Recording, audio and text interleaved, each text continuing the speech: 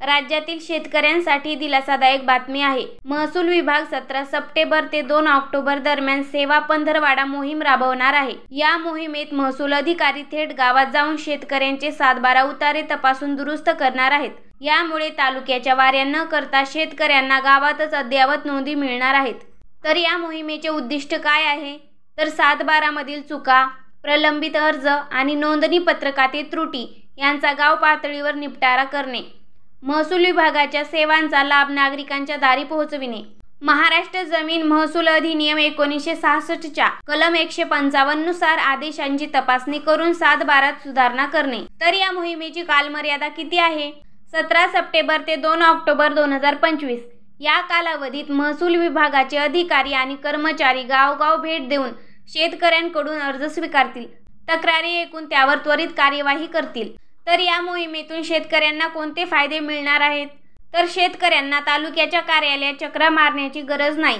चुकीच्या नोंदी, गहाळ माहिती आणि प्रलंबित अर्ज गावातच सोडवले जातील। अद्ययावत 7/12 उतारा थेट गावात उपलब्ध होणार आहे। प्रलंबित प्रकरणे जलद गतीने निकाली निघतील। सेवा पंधरवडा मोहिमेद्वारे शेतकऱ्यांना 7/12 दुरुस्तीची सुविधा त्यांच्या दारी मिळणार आहे। महसूल विभाग प्रलंबित अर्ज निकाली काढून नागरिकांना अद्ययावत नोंदणी पत्रके उपलब्ध करून देईल। तसेच शेतकऱ्यांसाठी काही सूचना देखील देण्यात आल्या आहेत। तर आपल्या जमिनीशी संबंधित सर्व मूळ कागदपत्रे जसे की हक्कपत्र, जुने 7/12, खरेदी खत इत्यादी जवळ ठेवा।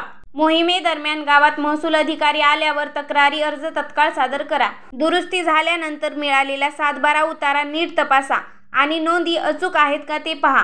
राज्यातील शेतकऱ्यांना 7/12 उताऱ्याच्या त्रुटीमुळे अनेकदा अडचणींचा सामना करावा लागतो। महसूल विभागाची ही सेवा पंधरवडा मोहीम त्या समस्या सोडवण्यासाठी महत्त्वाची पायरी ठरणार आहे। 17 सप्टेंबर ते 2 ऑक्टोबर दरम्यान गावात येणाऱ्या महसूल अधिकाऱ्यांशी संपर्क साधून 7/12 दुरुस्तीची संधी नक्की घ्यावी।